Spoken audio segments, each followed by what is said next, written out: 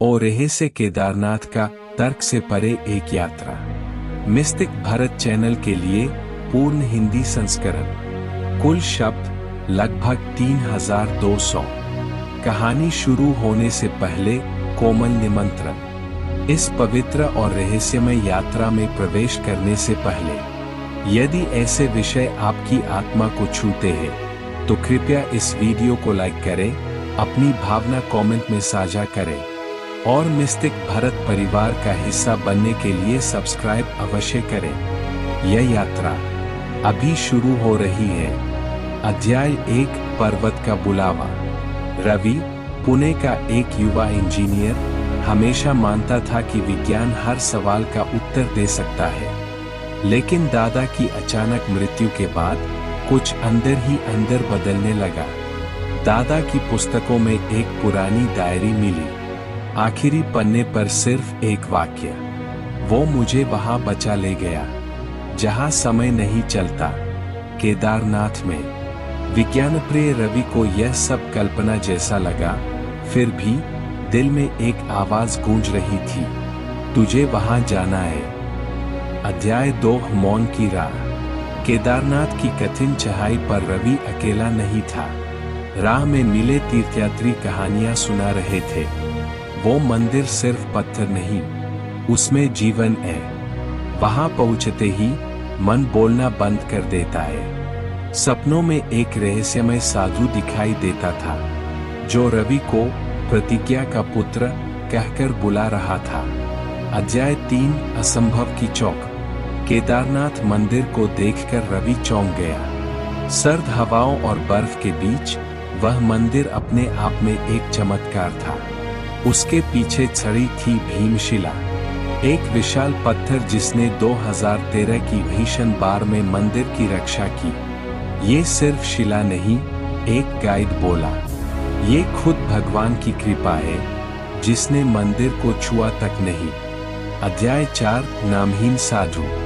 रात को एक दस्तक हुई। दरवाजे पर वही सपना वाला साधु खड़ा था।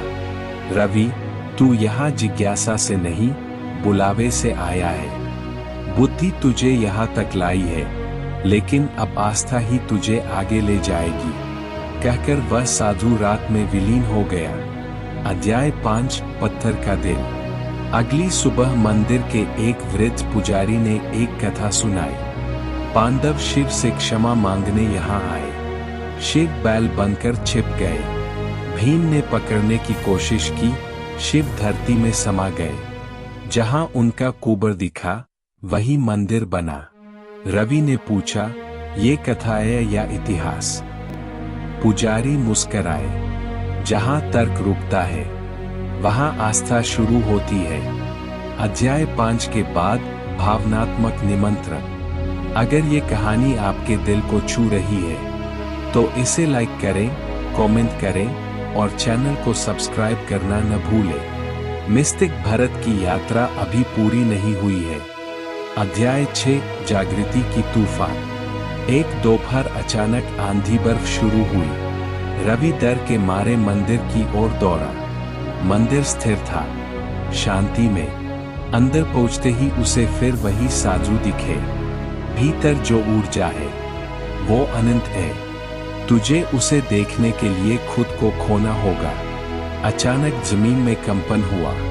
रवि ने अनुभव किया कि कोई दिव्य शक्ति उसे देख रही है, स्वीकार कर रही है।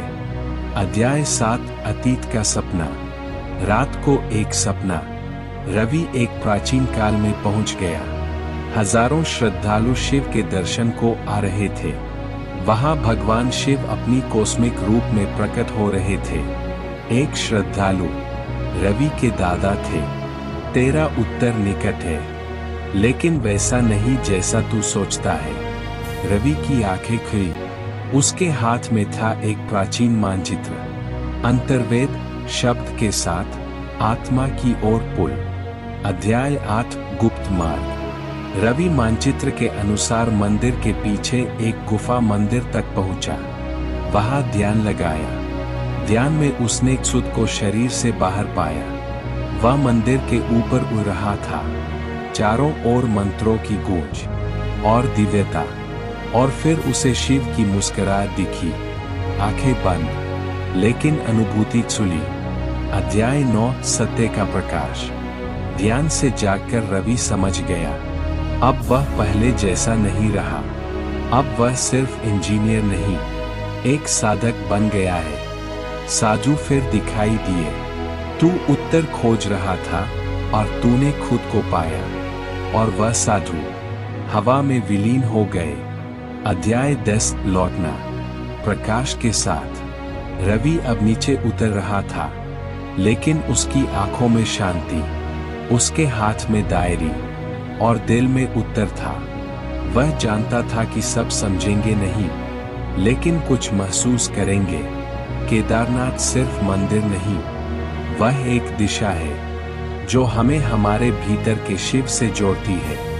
अंत में विनम्र निमंत्रण, अगर इस कथा ने आपकी आत्मा को स्पर्श किया हो तो कमेंट में हमें बताएं आपने क्या अनुभव किया। वीडियो को लाइक करें, अपने मित्रों के साथ साझा करें और मिस्टिक भारत को सब्सक्राइब करें, क्योंकि अगली कहानी शायद आपको बुला रही है।